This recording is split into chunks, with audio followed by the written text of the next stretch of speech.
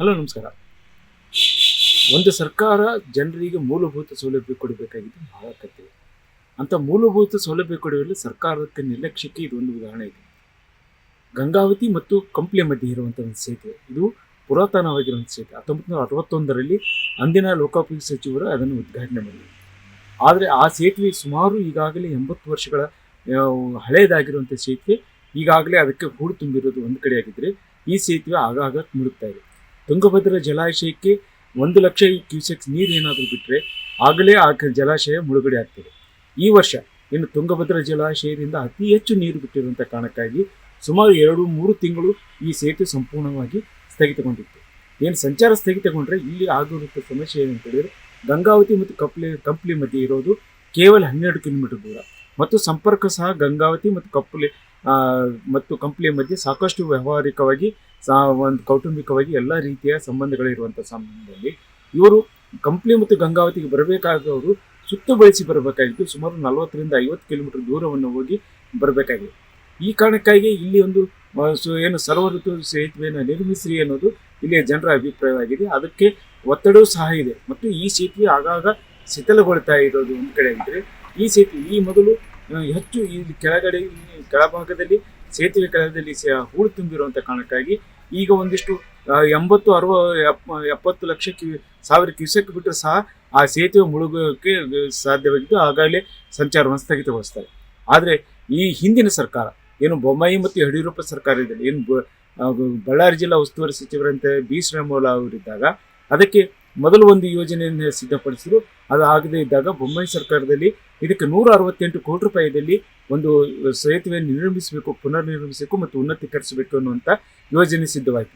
ಆದರೆ ಆ ಸರ್ಕಾರವೂ ಮಾಡಲಿಲ್ಲ. ಈಗಿನ ಸರ್ಕಾರ ಸಹ ಈಗ ಬಂದರೂ ಸಹ ಅದನ್ನು ಮತ್ತೆ ಆ ಯೋಜನೆಯನ್ನು ತೆಗೆದುಕೊಂಡು ಸೇತುವೆಯನ್ನು ಮೇಲ್ದರ್ಜೆಗೇರಿಸಬೇಕು ಅನ್ನುವಂಥ ಏನು ಒತ್ತಡ ಇದೆ ಅದು ಆಗ್ತಾ ಇಲ್ಲ.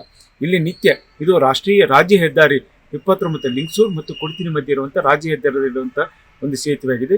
ಈ ಸೇತುವೆ ಈಗಾಗಲೇ ಬಹುತೇಕ 4-5 ತಿಂಗಳು ಮುಳುಗಿರುವ ಕಾರಣಕ್ಕಾಗಿ ಒಂದು ಸಂಪರ್ಕವೇ ತೀರಾ ಕಡಿತವಾಗ್ತದೆ. ಯಾಕಂತ ಹೇಳಿದ್ರೆ ಏನು ಬಳ್ಳಾರಿ ಜಿಲ್ಲೆಯ ಕಡೆಯಿಂದ ಬರುವಂಥವರು ಅಥವಾ ಈ ಚಿತ್ರದುರ್ಗ ಇದ್ರ ಕಡೆ ಬರೋರು ಇದೇ ಸೇತುವೆ ಮೂಲಕವಾಗಿ ಬೀದರು ಮತ್ತು ಕಲಬುರಗಿ, ಲಿಂಗಸೂರು, ರಾಯಚೂರು ಈ ಕಡೆ ಹೋಗಬೇಕಾದ ಜನ ಇಲ್ಲಿ ಸುತ್ತಿ ಬಳಸಿ ಹೋಗ್ತಾ ಇರುವಂಥ ಅನಿವಾರ್ಯವಾಗಿದೆ. ಈ ಕಾರಣಕ್ಕಾಗಿ ಈ ಸೇತುವೆಯನ್ನು ನಿರ್ಮಿಸ್ರಿ ಅನ್ನೋದು ಈ ಜನರ ಅಭಿಪ್ರಾಯ ಇದೆ. ಸರ್ ಏನಿಲ್ಲ, ಈ ರೀತಿ ನಮಗೆ ನಾಕಾಬಂದ್ ಹಾಕ್ಬಿಡ್ತಾರೆ, ಈ ರೀತಿ ಗೇಟ್ ಹಾಕ್ಬಿಡ್ತಾರೆ, ನಮಗೆ ಹೋಗಿ ತೊಂದರೆ ಆಗುತ್ತೆ. ನಾವು ರೈತರು ಇರ್ತೀವಿ, ಆಮೇಲೆ ವ್ಯಾಪಾರ ಮಾಡೋರು ಇರ್ತೀವಿ, ಪ್ರತಿಯೊಂದಕ್ಕೂ ತೊಂದರೆ ಆಗುತ್ತೆ. ಈ ಕಡೆಯಿಂದ ಆ ಕಡೆ ಹೋಗ್ಬೇಕಂದ್ರೆ ತೊಂದರೆನೇ. ನಮಗೆ ಇದೊಂದೇ ಇರೋದು ಬ್ರಿಡ್ಜ್ ಇರೋದು, ಮತ್ತು ಆ ಕಡೆಗೆ ಹೋಗೋಕೆ ಎಲ್ಲೂ ಇಲ್ಲ. ನಮಗೆ ಒಂದು 60,000 ಕ್ಯೂಸೆಕ್ಸ್ ಬಿಟ್ಟರೆ ಈಗ ನೋಡ್ರಿ ನೀರು ಮೇಲೆ ಬರ್ತಾ ಇದೆ. ಮೊದಲೆಲ್ಲ ನಮಗೆ ಸುಮಾರು 1 ಲಕ್ಷ ಕ್ಯೂಸೆಕ್ಸ್ ನೀರು ಬಿಟ್ಟರು ಕೂಡ ಮೇಲೆ ಬರ್ತಾ ಇರಲಿಲ್ಲ ಸೇತುವೆ. ಆ ನಮ್ಮನೆ ಇರ್ತಿತ್ತು. ಈಗೆಲ್ಲ ಹೂಳು ತುಂಬಿಕೊಂಡು ಭಾಳ ಅಂದ್ರೆ ಭಾಳ ನಮಗೆ ಇದಾಗಿದೆ, ತೊಂದರೆ ಆಗಿದೆ. ಸೊ ಇದನ್ನು ಮೇಲ್ದರ್ಜೆಗೆ ಏರಿಸ್ಬೇಕಂತ ನಾವು ಸರ್ಕಾರ ಎಲ್ಲ ಮನವಿ ಮಾಡ್ಕೊಳ್ತೀವಿ. ತುಂಬ ಸರಿನೂ ಮನವಿ ಮಾಡಿದ್ದೀವಿ, ಆದರೆ ಪ್ರತಿ ಸಾರಿ ಮನವಿ ಮಾಡ್ದಂಗೆ ಈ ಸಾರಿನೂ ಮನವಿ ಮಾಡ್ಕೊಳ್ತಿದ್ವಿ ಅವರಿಗೆ. ಇದು ನಮ್ಮ ಗಂಗಾವತಿಲಿಂದ ಬಳ್ಳಾರಿ ಡಿಸ್ಟಿಕ್ವರೆಗೂ ಹೋಗುತ್ತೆ ಸರ್, ಆ ಕಡೆ ಆಂಧ್ರ ಕಡೆಗೂ ಹೋಗುತ್ತೆ ಸರ್. ಈ ಬ್ರಿಡ್ಜಿಗೆ 1 ಲಕ್ಷ ಕ್ಯೂಸೆಕ್ಸ್ ನೀರು ಬಂತಂದ್ರೆ ಬ್ರಿಡ್ಜ್ ಫುಲ್ಲು ಬ್ಲಾಕ್ ಆಗುತ್ತೆ ಸರ್. ಆಮೇಲೆ ಒಂದು 2 ತಿಂಗಳವರೆಗೂ ಗಾಡಿಗಳು ಬಿಡೋಂಗಿಲ್ಲ ಸರ್. ಈಗ ಎತ್ತರ ಬ್ರಿಡ್ಜನ್ನ ಹೈಟ್ ಮಾಡ್ಬೇಕಂತೇಳಿ ನಾವು ಕೇಳ್ಕತ್ತೀವಿ ಸರ್. ಈ ಗಾಡಿ ದಿವಸ ಒಂದು 1000-1500 ಗಾಡಿ ಅಡ್ಡಾಡ್ತಾವೆ ಸರ್ ದಿವಸ. ಆಮೇಲೆ ಹೆವಿ ಗಾಡಿ ಬಂದ್ ಮಾಡಿಬಿಡ್ತಾವೆ ಸರ್, ಅಡ್ಡಾಡೋಕೆ ಬಿಡೋಂಗಿಲ್ಲ. ಏನು ಸರ್